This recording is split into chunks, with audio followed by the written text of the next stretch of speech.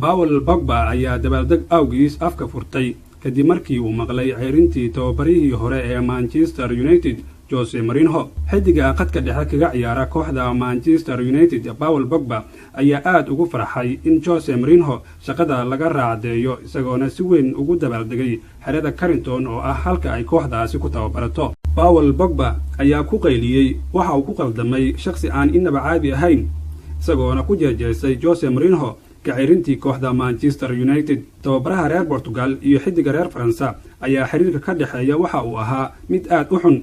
Arrinka ayaana sababay in Pogba kursiga keedka loo taxaabo kulamadii ugu dambeeyay ee kooxda Red Devils ka ciyaarto horyaalka Premier League ee dalkaas Ingiriiska. hase ahaatee kadib guuldaradii qaraareed ee maalnimadii Axadda aynu kasoo gudubnay kasoo gaartay garoonka Anfield markaasi oo lagu soo xasuuqay 3 gool iyo gool ayaa waxa ugu dambeyntii subaxnimadii Talaadada shaqada kooxda Manchester United laga joojiyay tababare Jose Mourinho. Nigel Carrick ayaa soo dhaxgalay ciyaartoyda Manchester United oo dabaaldegaya waxa uuna ku wargeliyay inaysan jirin shakhsi ka weyn kooxda qof allaale iyo qofkii la kulmi waaya heerka kooxda inaysna kooxda laga diri doono. Laakiin ciyaartoyda kooxda Manchester United ayaa sii watay dabaaldegooda ayagoona aad ugu faraxsanaa in tababarihii ganuunaca badnaa ee Jose Mourinho in ugu dambeyntii la tusay albaabka laga baxo ee kooxda Manchester United.